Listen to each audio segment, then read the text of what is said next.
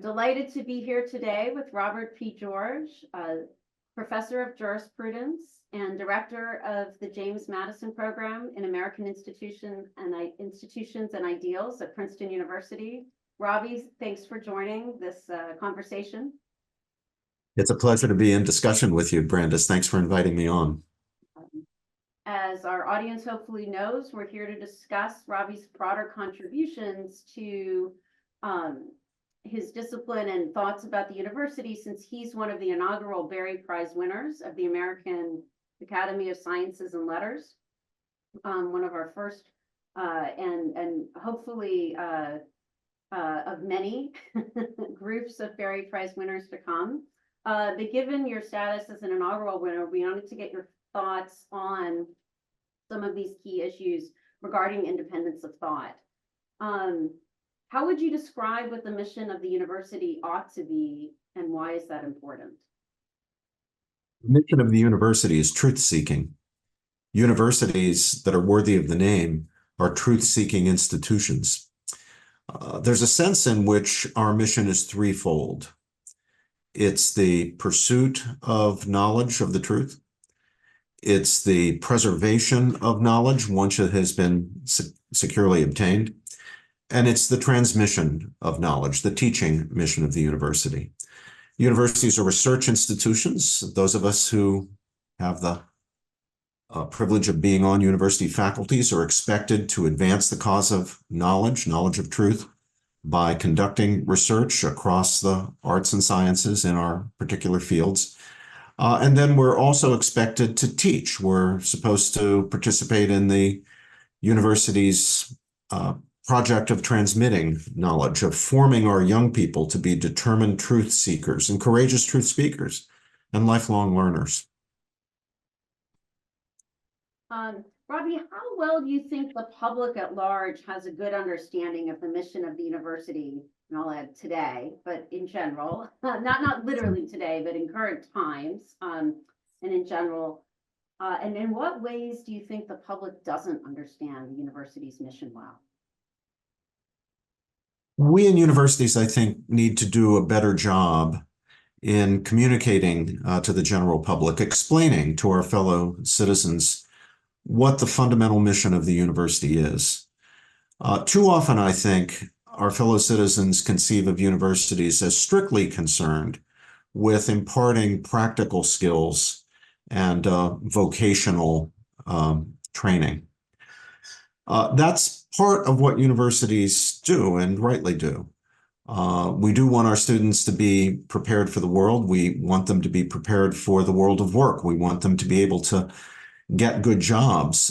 For many Americans throughout history and today, university education is a key element of social mobility, enabling them to rise up from humbler circumstances to a better career, a better profession, more income, higher social standing. And again, all of that is very, very good, but it's not the whole picture, nor is it the primary defining constitutive purpose of a university. And here's where we have to do a better job in communicating the mission of the university to the public. We need the public to understand that the foundational mission of the university is forming our young people to be determined truth seekers and courageous truth speakers and lifelong learners, as I say. We need to instill in our young men and women, those entrusted by their families to our charge, instill in them a genuine love of learning, a genuine dedication and commitment to the truth, an understanding that truth is desirable, knowledge is intelligibly worthwhile, not simply as a means to other ends, though knowledge can be very useful and very practical, but it's more than that. Knowledge is useful not only as a means to other ends, but for its own sake. Truth attaining and truth seeking are inherent fulfillments of ourselves as human beings, that is, as rational creatures. Our flourishing is advanced if we are clear-headed, knowledgeable, learned even, if we think clearly, if we're able to distinguish true and false, and in the moral domain, right and wrong, just and unjust. And it's important for us to be able to do those things, again, not simply because of extrinsic goals that they help us to pursue, but for their own sakes. And I don't blame the public for not understanding this as well as it should, because we in universities have not done a great job in communicating our mission to the general public and helping our fellow citizens to understand it. So I want to follow up a little more on this line of questioning. Where do you think universities are doing well right now in balancing the pursuit of knowledge for its own sake? And I understand we haven't done a great job in explaining it to the public, but just beyond that, where are we doing well in balancing this with the desire to make knowledge useful in the world, as you just talked about? And where do you think universities need to improve in that area? I mean, both in terms of explaining to the public, but more broadly in terms of or maybe less broadly, I should say, in terms of the internal decision-making of the university in running itself.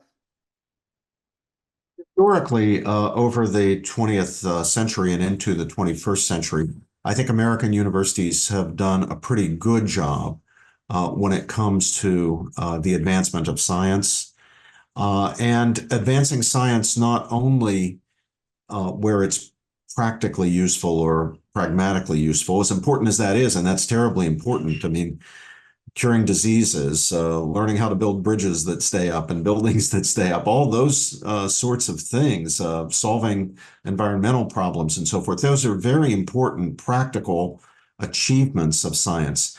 But I think we've done well historically in science beyond that, in what's called basic science, understanding the world for the sake of understanding the world, the universe, the material world for its own sake. Now, I worry, and now I'm going to turn to where we've not done so well recently, I worry that the politicization of academic life and of teaching, which has badly damaged the humanities and to some extent the social sciences, is now also damaging the natural sciences, mathematics, engineering, and related fields. My friends in the sciences frequently say these days, you know, Robbie, we thought we were immune to the problems of politicization, where ideology infects teaching and infects even the pursuit of knowledge.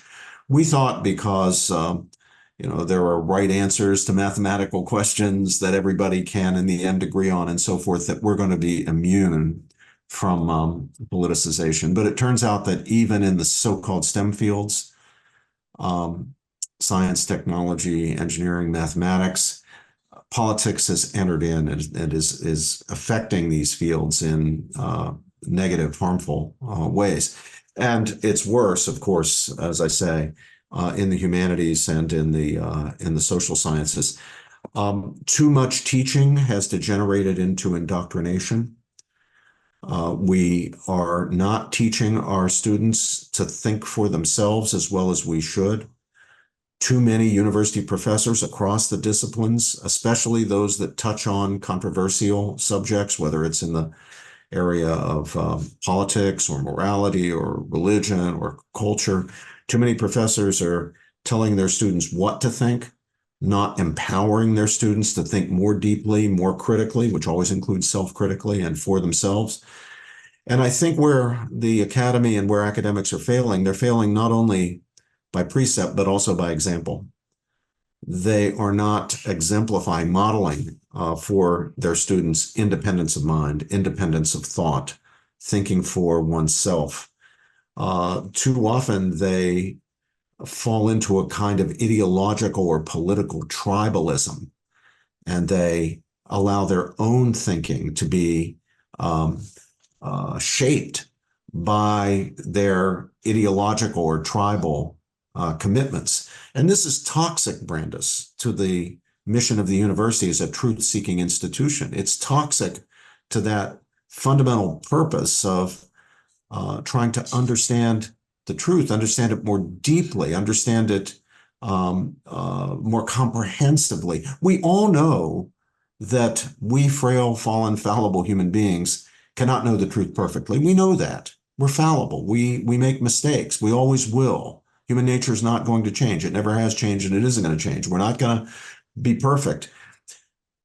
We know we can't know perfectly. We also know that our knowledge will always be admixed with a certain amount of error because we can't know perfectly. But we can get closer and closer to the truth. We can get a deeper and deeper understanding of the truth. And in fact, if we're clear-headed and careful in our thinking and independent in our thinking, we can get beyond mere understanding to that wonderful, profound aspect of knowledge that we sometimes call wisdom. And gosh, we're short on wisdom right now in our society. And wouldn't it be a great thing if universities could play their role, make their contribution to the advancement of wisdom? Well, I like the hopeful note at the end. I really, it's both. Well, Brandice, there's grounds for hope because isn't it wonderful? You and I have both seen this, that in the face of intimidation, bullying, efforts to shut down people's free speech, freedom of thought, efforts to indoctrinate people, we have in universities seen brave faculty members and brave students. You and I have seen them at Stanford where you are and at Princeton where I am and where you used to be, and we miss you and you're always welcome back. But we've seen brave students as well as brave faculty stand up and say, no, I'm going to think for myself and I'm going to speak the truth as best I understand the truth, and I'm going to keep the conversation going, and I'm going to engage with other people in terms of civility, even if I disagree with them, and I'm going to insist on mutually respectful conversation with people who disagree with me. And that is a great encouragement, at least to me. Yes. It's a wonderful reason for hope. Yes. No, I agree with you. I think it is a reason for hope. And I think the reception of the AASL by others is yet another signal of. It is. And it is wonderful to see organizations like the American Academy of Sciences and Letters, like the Academic Freedom Alliance, emerge in this time of real danger for academic life. It's wonderful to see new scholarship programs, for example, the Berry Scholarship Program, sending American top quality, off the charts, brilliant American students to Oxford for graduate study, for master's degrees and doctorates. All these are encouraging signs. Yeah, completely agree.